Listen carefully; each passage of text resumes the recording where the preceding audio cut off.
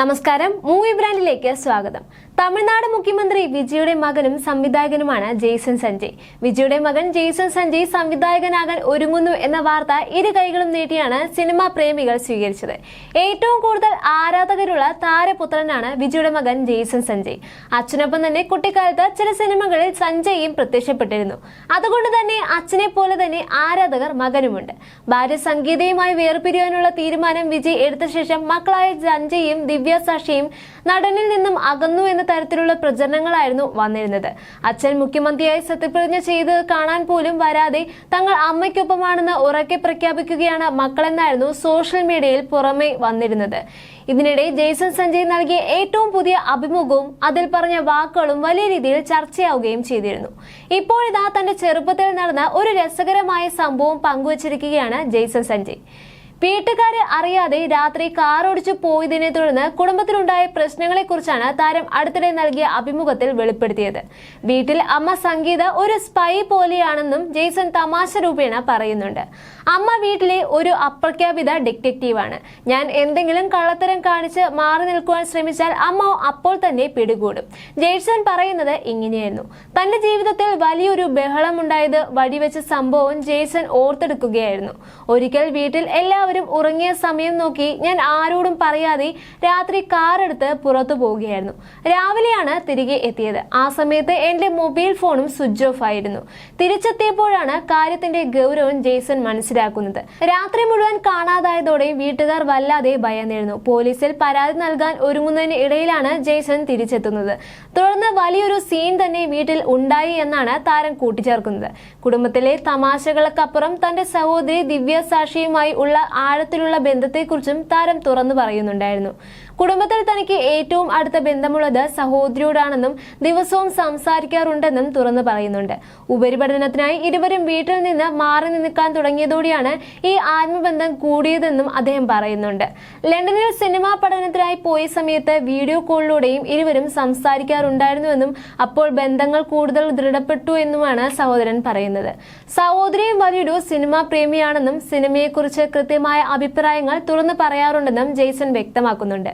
താൻ സംവിധാനം ചെയ്യുന്ന ആദ്യ ചിത്രം സിഗ്മയുടെ കഥ ആദ്യം കേൾപ്പിച്ചത് സഹോദരിയായിരുന്നു. തിരക്കഥയിൽ സഹോദരി നൽകിയ സത്യസന്ധമായ അഭിപ്രായങ്ങളും നിർദ്ദേശങ്ങളുമാണ് സിനിമയുടെ തിരക്കഥ പൂർണ്ണ രൂപത്തിലാക്കുവാൻ സഹായിച്ചതെന്നും ജെയ്സൺ വെളിപ്പെടുത്തുന്നുണ്ട്.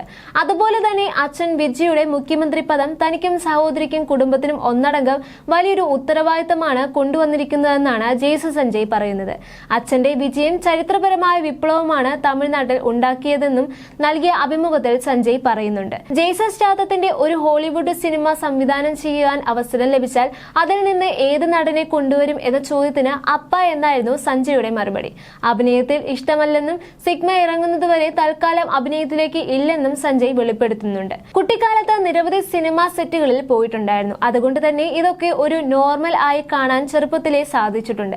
പക്ഷേ പൈലറ്റ് ആകണമെന്നായിരുന്നു ആദ്യം ആഗ്രഹിച്ചിരുന്നത്. പിന്നീട് ക്രിക്കറ്റായി. +2 പഠനത്തിനു സമയത്താണ് സിനിമയെക്കുറിച്ച് പോകുവാൻ തീരുമാനിക്കുന്നത്.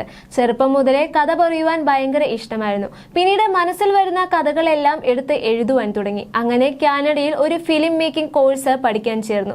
അതിൽ എല്ലാ വിഭാഗങ്ങളും ഉണ്ടായിരുന്നു. Camera, editing, direction.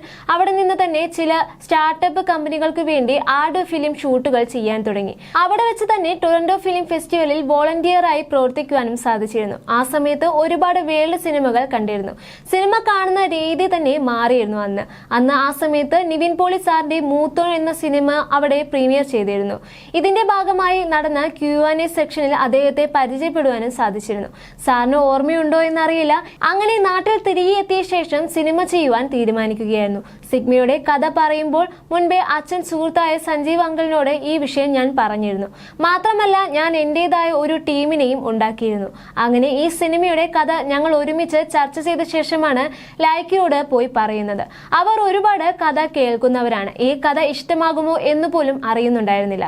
കഥ ഇഷ്ടമായില്ലെങ്കിൽ സാരമില്ല, കുറച്ച് ഇൻപുട്സ് അറിയാമെന്ന് വിചാരിച്ചാണ് കഥ പറയുന്നത്. എന്നാൽ കഥ അവർക്ക് ഇഷ്ടമാവുകയായിരുന്നു. കുറച്ച് ക്രിയേറ്റീവ് ഇൻപുട്സ് അവരും പറഞ്ഞു തന്നു. അങ്ങനെയാണ് ഫൈനൽ തിരക്കഥയിലേക്ക് എത്തുന്നത്. ലൈക്കയുടെ ആദ്യ സിനിമ കത്തിയായിരുന്നു. അതുകൊണ്ട് തന്നെ അവരെന്നെ വളരെയധികം പിന്തുണച്ചിരുന്നു. ഒരു ഭാഗത്ത് സന്തോഷമുണ്ടെങ്കിലും വലിയൊരു ഉത്തരവാദിത്തം എന്നിലുണ്ട് എന്നത് എന്റെ ഓർമ്മയായിരുന്നു. നമ്മൾ കാരണം അവർക്കൊരു നഷ്ടം ഉണ്ടാകരുത് എന്നായിരുന്നു എന്റെ പ്രധാന വെല്ലുവിളി. വേട്ടക്കാരൻ സിനിമയിൽ ഡാൻസ് കളിക്കാനുണ്ടായ സാഹചര്യം എപ്പോഴും എനിക്ക് അറിയില്ല. ഷോബി മാസ്റ്റർ ആയിരുന്നു ആക്ഷൻ പറഞ്ഞത്. ആക്ഷൻ കേട്ടതും ഞാൻ പേടിച്ച് അപ്പയെ പോയി കെട്ടിപ്പിടിക്കുകയായിരുന്നു. അത്രയും ആൾക്കാരെ കണ്ട് പേടിച്ചു പോയി. പിന്നെ അപ്പ ഒരുപാട് ആശ്വസിപ്പിച്ച ശേഷമാണ് ഡാൻസ് കളിക്കാൻ തുടങ്ങിയത്. ഞാൻ സംവിധാനം ചെയ്ത സമയം ഈ നിമിഷം എന്റെ മനസ്സിൽ വന്നിരുന്നു എന്നും സഞ്ജയ് പറയുന്നുണ്ട്. ചരിത്രപരമായ വിപ്ലവമാണ് ഇപ്പോൾ ഇവിടെ സംഭവിക്കുന്നത്. എനിക്കാണെങ്കിലും എന്റെ സഹോദരിക്കാണെങ്കിലും കുടുംബത്തിലെ മറ്റ് ഏത് അംഗങ്ങൾക്കാണെങ്കിലും ഇതൊരു വലിയ ഉത്തരവാദിത്വവും ലെഗസിയുമാണ്. അത് വേണമെങ്കിൽ ഇനി നമ്മൾ മുന്നോട്ട് കൊണ്ടുപോവുകയും വേണം. ഇത് മാത്രമല്ല, അതിനെ കാത്തു സംരക്ഷിക്കുകയും വേണം. അതുകൊണ്ട് തന്നെ ഞാൻ സ്വയം കരുതലോടെയും ജാഗ്രതയോടെയും ഇരിക്കണം. എന്റേതായ വ്യക്തിത്വം വാർത്തെടുക്കുക, സ്വയം പേരെടുക്കുക എന്നത് അച്ഛൻ തന്ന വലിയ ഉപദേശമായിരുന്നു. അതേ ട്രാക്കാണ് എന്റെ മനസ്സിലും ഉണ്ടായിരുന്നത്. എന്ത് സഹായം വേണമെങ്കിലും ചോദിക്കൂ, പക്ഷെ നീ സ്വയം ചോദിക്കണം, എന്നോട് വന്ന് ചോദിക്കണം എന്നായിരുന്നു അപ്പ പറഞ്ഞത്. ജീവിതാനുഭവങ്ങളിലൂടെ ഞാൻ സ്വയം കടന്നു പോകണമെന്ന് അദ്ദേഹം ആഗ്രഹിച്ചിരുന്നു. അക്കാര്യത്തിൽ അപ്പയോടും അമ്മയോടും എനിക്ക് കടപ്പാടുണ്ട് എന്നുമായിരുന്നു സഞ്ജയ് പറഞ്ഞത്. സഹോദരിയുമായി ഏറെ അടുപ്പമുണ്ട്. ചെറുപ്പത്തിൽ ഞങ്ങൾ എപ്പോഴും വഴക്കിടാറുണ്ട്. അപ്പോൾ അവൾ പഠിക്കുകയായിരുന്നു. അതുകൊണ്ട് തന്നെ നല്ലപോലെ മിസ് ചെയ്യുന്നുണ്ടായിരുന്നു. എല്ലാ ദിവസവും വീഡിയോ കോൾ ചെയ്യുകയുണ്ടായിരുന്നു. അവളും സിനിമാ പ്രേമിയാണ്. കുടുംബത്തിൽ ആദ്യമായി എന്റെ സിനിമാ കഥ പറഞ്ഞത് അവളോടാണെന്നും ജെയ്സൺ സഞ്ജയ് പറയുന്നുണ്ട്.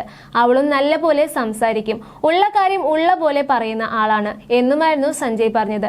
അതേസമയം വിജയും ഭാര്യ സംഗീതയും തമ്മിലുള്ള വിവാഹമോചന കേസ് ചൂടുപിടിക്കുന്നതിനിടയിലായിരുന്നു മകൻ ജെയ്സൺ സഞ്ജയ് തന്റെ സർനെയിമിൽ നിന്ന് വിജയുടെ പേര് നീക്കം ചെയ്തു എന്ന വാർത്തകൾ ഇൻസ്റ്റഗ്രാമിലും സോഷ്യൽ മീഡിയകളിലും വാർത്തകളിൽ ഇടം പിടിച്ചത്. സോഷ്യൽ മീഡിയയിൽ നിന്ന് അൺഫോളോ ചെയ്തു എന്ന റിപ്പോർട്ടുകളും പുറത്തു വന്നിരുന്നു. ഇതോടെ വിജയുടെ മക്കൾ സംഗീതയ്ക്കൊപ്പമാണെന്നും അച്ഛനൊപ്പം അല്ലെന്നുമുള്ള വ്യാഖ്യാനങ്ങളും വന്നിരുന്നു. വിജയ് മുഖ്യമന്ത്രിയായി സത്യപ്രതിജ്ഞ ചെയ്തപ്പോഴും ജെയ്സണോ സഹോദരിയോ ആ ചടങ്ങിന്റെ ഭാഗമായിരുന്നില്ല. ഇതും പലതരത്തിലുള്ള അഭ്യൂഹങ്ങൾക്ക് വഴിവെച്ചിരുന്നു. 2026 ഫെബ്രുവരി മാസത്തിലാണ് സംഗീത സ്വർണലിംഗം ചെങ്കൽപ്പേട്ട് കുടുംബ കോടതിയിൽ വിജയ്ക്കെതിരെ വിവാഹമോചന ഹർജി സമർപ്പിച്ചത്. ദീർഘകാലത്തെ ദാമ്പത്യ ജീവിതത്തിന് ശേഷമാണ് ഇവർ നിയമപരമായി വേർപിരിയുന്നതിലേക്ക് കാര്യങ്ങൾ നീങ്ങിയത്. വിവാഹമോചന ഹർജിയിൽ സംഗീത ഗുരുതരമായ ആരോപണങ്ങളായിരുന്നു ഉന്നയിച്ചിരുന്നത്. വിജയ് മറ്റൊരു നടിയുമായി വിവാഹേതര ബന്ധമുണ്ടെന്നും ഇത്തരമൊരു സാഹചര്യത്തിൽ ദാമ്പത്യം തുടരാനാവില്ലെന്നുമായിരുന്നു അവർ ഹർജിയിൽ ചൂണ്ടിക്കാട്ടിയിരുന്നത്. ഇത്തരം കാര്യങ്ങൾ തന്നെ മാനസികമായി വളരെയധികം വേദനിപ്പിച്ചുവെന്നും കുടുംബാംഗങ്ങൾ വലിയ അവഗണന നേരിട്ടുവെന്നും സംഗീത പരാതിയിൽ ആരോപിക്കുന്നുണ്ട്. നിലവിൽ ഈ കേസ് ചെങ്കൽപ്പേട്ട് കുടുംബ കോടതിയിൽ പരിഗണനയിലാണ്. കേസുമായി ബന്ധപ്പെട്ട് വിജയ് വീഡിയോ കോൺഫറൻസിംഗിലൂടെ ഹാജരാകാൻ അനുമതി തേടിയിരുന്നു. കോടതി അത് തള്ളിക്കളയുകയായിരുന്നു. അതിനാൽ നേരിട്ട് കോടതിയിൽ ഹാജരാകേണ്ട സാഹചര്യമാണ് ഇപ്പോഴുള്ളത്. കേസിൽ വാദം കേൾക്കാനായി നൽകിയിരിക്കുന്ന ദിവസം നാളെയാണ്. നേരത്തെ ആരും എത്താതിരുന്നതിനെ തുടർന്ന് ഡേറ്റ് ഓഗസ്റ്റിലേക്ക് മാറ്റിവെക്കുകയായിരുന്നു.